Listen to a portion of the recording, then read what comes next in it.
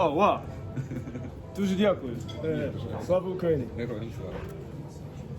Let's go live to Ukraine and Joseph Lindsley. Hello to you, Joe. Were you surprised that the Russians were willing to negotiate with the United States for the release of Brittany Griner? No, actually, and I wasn't familiar. I did not hear this news yet today. Yeah, it was just announced a few minutes ago. Brittany Griner is now in U.S. custody, freed in a prisoner swap. More on that wow, amazing. Coming up. Yeah. That's fantastic, and I'm very happy for her because she faced an absolutely horrible situation. Bob, as I speak to you now, we just finished an air alarm here in Kharkiv. Everything is calm, and I'm in a Georgian restaurant, and there's a group of Ukrainian soldiers, and they just handed me one of their patches. It says Donbass, and it has the Ukrainian trident in the shape of a dove. So like a symbol of peace and strength together. Anyway, just as we were speaking, they handed me the patch, and they're all giving me the thumbs up here. Let me ask you about a report I saw yesterday, Joseph, in his story on President Zelenskiy being named Times Person of the Year. Richard Engel on NBC, and I think he's one of the best correspondents they have. He mentioned that Zelensky was not that popular before the war, and may not be and maybe voted out of office after the war. I was very surprised to hear that.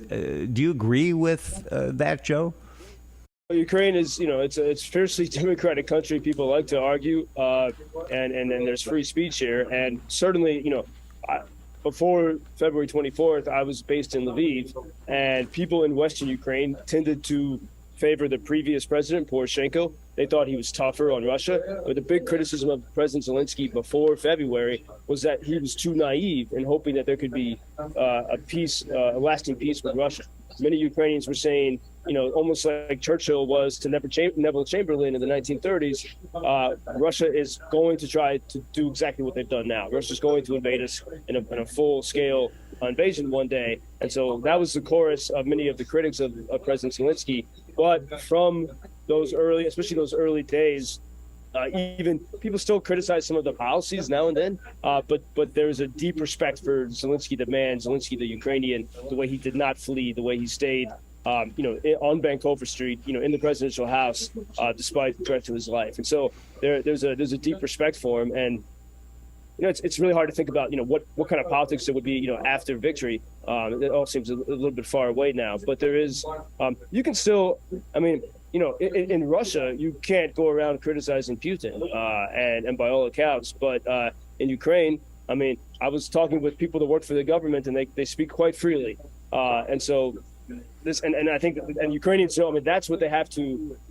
The freedom is the thing that they hold on to. I was just watching this an interview, I think from a couple months ago, with Jordan Peterson speaking with Piers Morgan, and Jordan Peterson was saying that the famous psychologist. He said, we can't win against Russia because you can never say, Slava Ukraini. The soldiers are saying goodbye to me as they leave the restaurant. Nice. It's just great. It's that type of energy that keeps people going, and the fact that they know that I'm speaking to America is, again, it's always this lifeline. But Jordan Peterson said to Piers Morgan, Russia's going to win because you can't say no to Putin, and there's some truth to, if you can't say no to someone, that person's going to win. But what he missed is you can't say no to Ukrainians who insist on being free, and I really feel that spirit here in Kharkiv.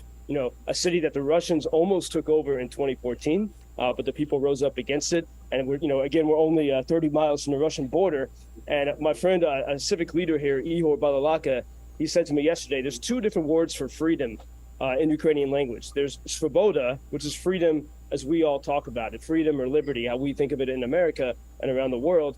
And then there's a deeper word, and it's called voliya, and it means the will to freedom. And that's what Ukrainians have. You can have freedom sort of passively, svoboda, and like we do in America. We live in a free country. But to have voliya is to have this deep desire always to be free. And the fact that they have a word for that in Ukrainian, that means that these are people. And so contrary to, I think, what Jordan Peterson would say, you cannot say no to Ukrainians when it comes to freedom. And that's the deep spirit. That's why they're willing to fight for it and die for it, even as cheerfully as they possibly can. Is there much talk over there about what Putin said yesterday, that the war is going to take a while, and he was warning again about an increasing risk of nuclear war? Yeah, he did. I mean, he was asked about that during some conference in Russia, and he said, yeah, of course, the possibility is increasing. And, obviously part of that is he's trying to keep people scared. But no, those things don't affect the Ukrainians very much. I mean, everyone here knows it's difficult. In fact, yesterday I was speaking with my friend Anton, who's a soldier now. Before the war, he was in IT, had an IT business. And every day he's also been volunteering and helping to evacuate people, Ukrainians, from these gray zones who live in, right at the edge where there's still, there might be Russian soldiers in the forest. And many of these people have been injured, and he was describing, how gruesome it is to see these injuries, things that I don't even want to explain to you in detail as people are driving to work in Chicago. And he said, every night, I said, how do you deal with this? How do you try to keep going? And he said, every night I'm just crying quietly with a little vodka before I go to sleep.